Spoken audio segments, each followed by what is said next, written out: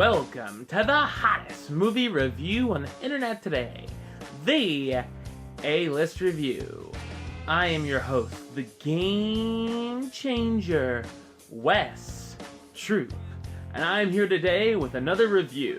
Well, this movie came out back at the end of January, and I didn't get the chance to see it because my movie theater here was closed, idiots. But they are reopened now, so that's all good.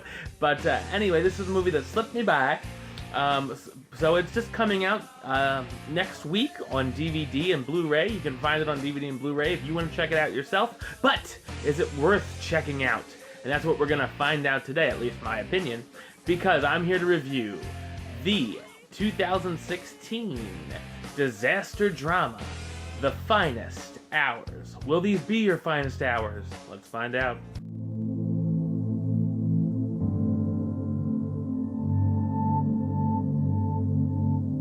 The true story of a four-person crew of members of the Coast Guard who go out searching for the crew of the SS Pendleton, an oil tanker which splits in half during the middle of a nor'easter in 1952.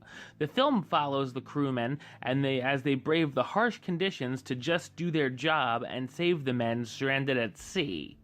Meanwhile, the men on the tanker try to figure out how to survive the fiasco.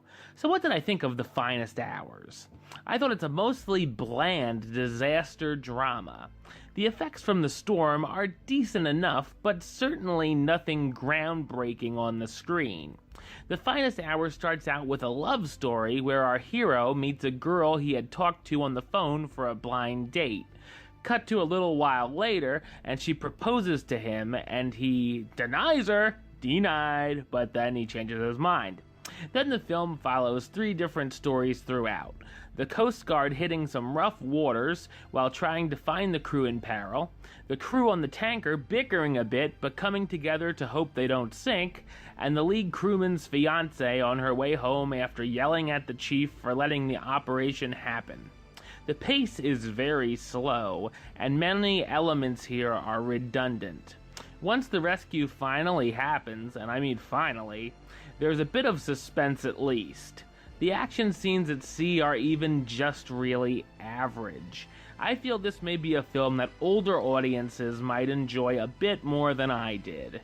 The cast stars Chris Pine as Bernie Weber, the boatswain's mate first class, who's the head of the rescue mission, Casey Affleck as Ray Seibert, the Pendleton's chief engineer who tries to keep the ship afloat as long as possible, Ben Foster as Richard Livesley, one of the Coast Guarders on Weber's crew, Holliday Granger, no, not Hermione Granger, Holliday Granger as Miriam Penton, Bernie's fiancée worried to death about her man at sea, and Eric Bana as Chief Warrant Officer Daniel Clough, the man in charge giving Weber his orders. Of course, because Eric Bana is always giving orders.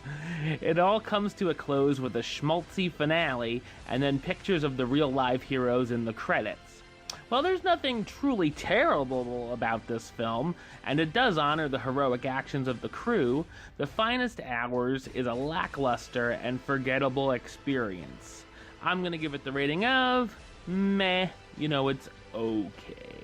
Alright, well, that's the show. I'll be back with another review tomorrow. But until then, don't forget to subscribe right here on YouTube.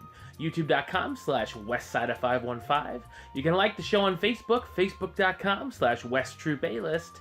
And of course, you can follow me on the Twitter and the Instagram @WesAList. Until next time, Troop out.